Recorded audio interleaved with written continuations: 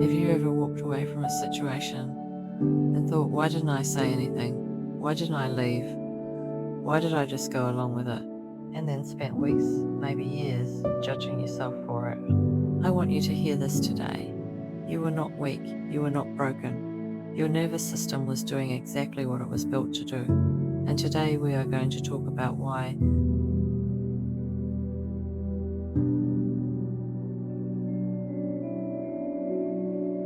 I want to tell you about someone I am going to call Daniel. Daniel is thoughtful, articulate in his day-to-day life. He is confident and capable, but there is one person, one specific person in his life, and the moment Daniel is around them, something shifts. He goes quiet.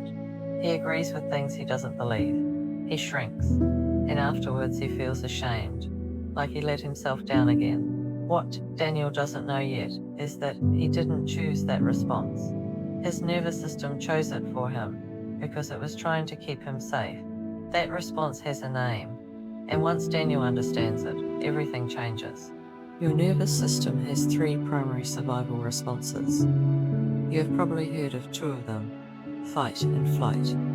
But the third one, freeze, is the one that most people carry the most shame about, and it is the one we most need to talk about. Let me walk you through all 3. Fight. When your nervous system detects danger and decides you have enough resources to confront it, it mobilizes you to fight. Not always physically. Sometimes fight looks like anger, defensiveness, arguing, pushing back, snapping at someone you love, a short fuse that seems to come from nowhere.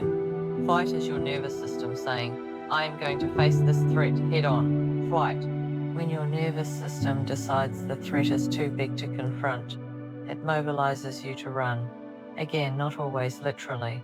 Sometimes flight looks like leaving situations early, avoiding difficult conversations, keeping yourself constantly busy so you never have to slow down and feel scrolling, overworking, anything to keep moving. Flight is your nervous system saying, I am going to get away from this threat. Freeze. And then there is freeze. When your nervous system decides that neither fighting nor fleeing will keep you safe, it shuts you down. You go still, you go quiet, you disconnect, you comply, you go along with things. You lose your words, you lose your ability to move. This is the response that people judge themselves for the most. Why didn't I say something? Why didn't I leave? Why did I just let it happen? And I want to say this as clearly as I can. Freeze is not weakness. Freeze is your nervous system making a split-second decision that going still, becoming small, was the safest option available to you in that moment. It is one of the oldest and most sophisticated survival responses in the human body. You did not fail. Your nervous system protected you the only way it knew how. Here is where it gets important. These responses were designed for short-term threats, a predator, a moment of danger, something with a beginning and an end. But when the threat is ongoing, when it happens again and again, your nervous system stops treating it as a temporary emergency.